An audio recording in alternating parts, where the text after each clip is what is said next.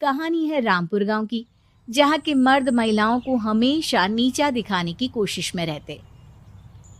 अरे अभी तक खाना नहीं आया, क्या मुझे एक और शादी करने की जरूरत है? नहीं जी नहीं, ऐसा मत करना, वरना मैं कहाँ जाऊंगी। खाना लेकर मैं अभी आई जी। गांव की पंचायत में भी फैसले हमेशा औरतों के खिलाफ ही रहते। मैं जो फैसला सुनाता हूँ वो भगवान की आज्ञा होती है। इस लड़के ने अपने मन से शादी करके अच्छा नहीं किया। लड़के को घर भेज दो और इसकी शादी इसकी जाति की किसी लड़के से करवा दो। लेकिन ये लड़के, इसे तो गांव के बाहर निकाल दो। नहीं नहीं जमींदार साहब, ये क्या बोल रहे हैं? ऐसा नहीं हो सकता। मेरी बेटी मासूम है, इसे अच्छे बुरे की समझ नहीं है। अरे कहाँ जाएगी ये बेचारी? कहाँ जाएगी? इतनी चिंता है तो पूरे परिवार का गांव निकाला कर देते हैं।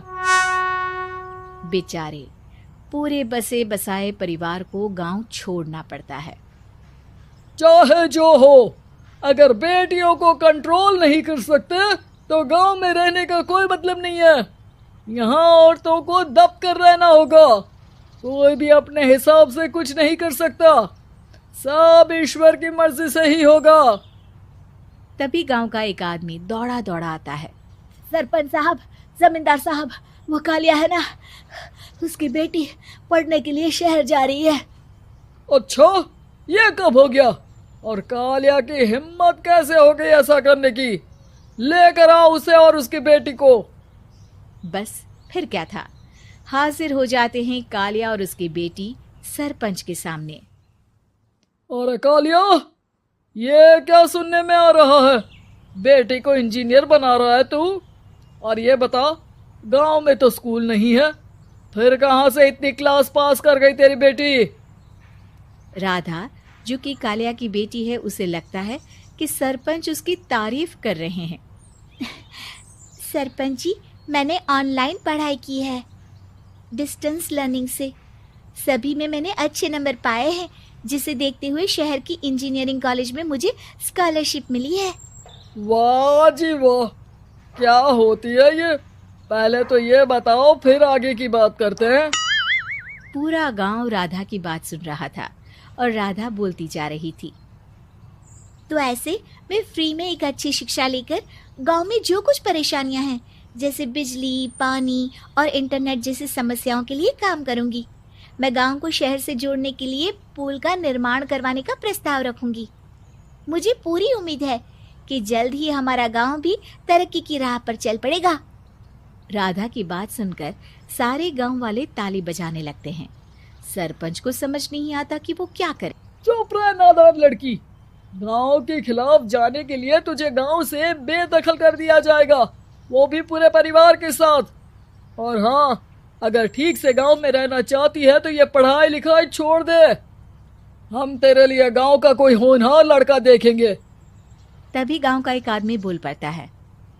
अरे नहीं नहीं सरपंच जी, राधा बिटिया जो बता रही है, अगर वैसा हो जाए तो हम लोगों को पैसा कमाने के लिए बाहर नहीं जाना पड़ेगा।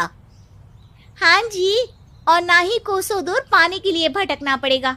हमारे बच्चे भी अच्छी पढ़ाई कर सकेंगे और आगे बढ़ेंगे, ना कि हमारी तरह खेती करते बैठेंगे। क्यों गांव वालों, राधा बिटिया का साथ देना चाहिए ना। सरपंच देखता है कि गांव राधा के साथ है तो वो चुप हो जाता है। वो घर आकर अपने सलाहकार से बात करता है, जो बहुत ही चालाक किस्म का इंसान होता है। अरे सरपंच साहब, आपको बहुत ही होशियारी से काम लेना पड़ेगा। एक बार गांव तरक्की कर गया, यहाँ के बालक पढ़ लिए तो कोई ना पूछेगा आपको। और फिर ये जो बेटा और बेटी है ना आपके, इनको भी आम लोगों की तरह ही जीवन जीना होगा। हाँ, लेकिन करे तो क्या करे? वो ना आप मुझ पर छोड़ दीजिए, बस मैं जैसा बोलूं करते जाइए। अगले रोज सुबह जब गांव वाले सोकर उठते हैं तो राधा के घर के बाहर और साथ ही वो लोग जिन्होंने राधा का सपोर्ट किया था, उनके घर के आगे लाल रंग से कल आऊंगी लिखा होता है। कल आऊंगी, यह क्या होता है? अरे यह तो खून से लिखा है, लगता है कोई भूत प्रेत या चुड़ैल का साया है। चलो सरपंच जी के पास चलते हैं। सभी सरपंच के पास जाकर उसे सारी बात बताते हैं। अरे ये तो बड़ी मुश्किल की बात है। चलो मैं एक बाबा को जानता हूँ, उन्हें बुला लेता हूँ। सरपंच बाबा को लेकर गांव के घर के बाहर जाता है।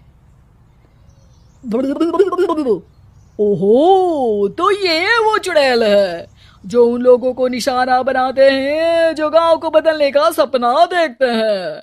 वो गांव को ऐसे ही संपन्न देखना चाहती है, वो नहीं चाहती कि कोई बाहरी यहाँ का कायाकल्प करे।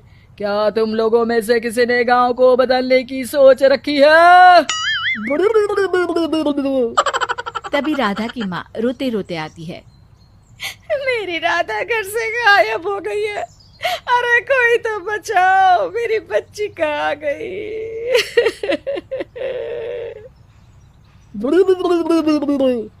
ले गई वो चुड़ैल, तेरी बच्ची को ले गई।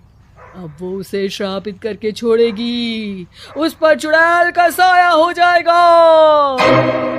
तभी बुरी सी हालत में राधा भी वहां आ जाती है।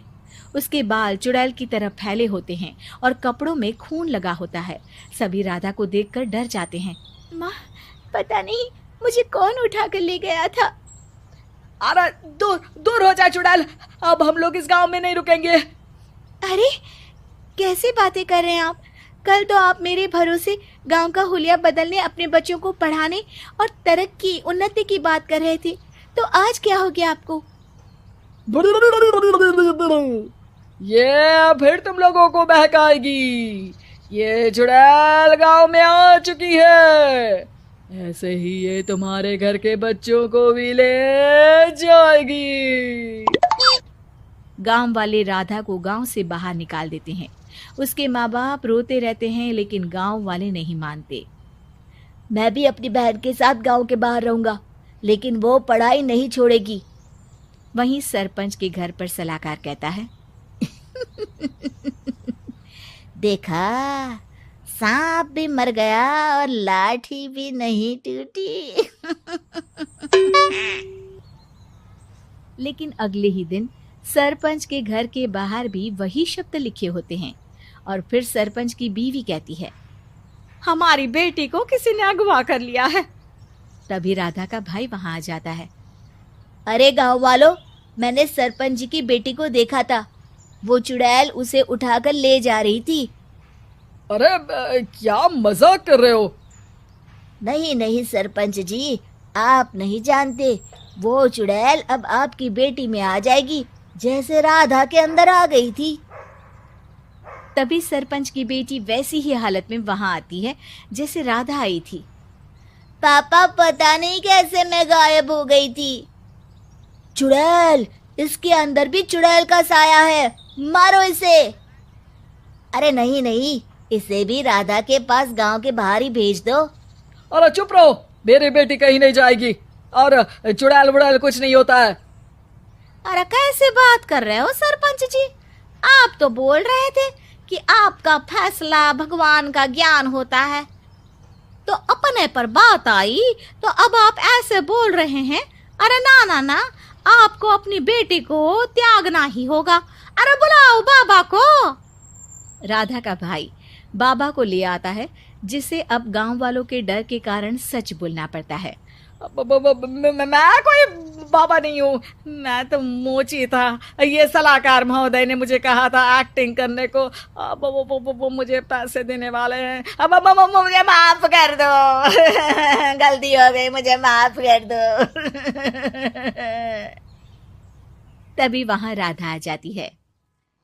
देखा सरपंच जी, जब गांव के बच्चे साक्षर होंगे तो आप जैसे लोगों की चालाकी नहीं चलेगी। हमारी ये कहानी पसंद आई होगी। कृपया हमारे चैनल को सब्सक्राइब करें और सभी अपडेट्स के लिए बेल आइकन जरूर क्लिक करें। और हाँ, वीडियो लाइक और शेयर करना मत भूलिएगा। Bye bye.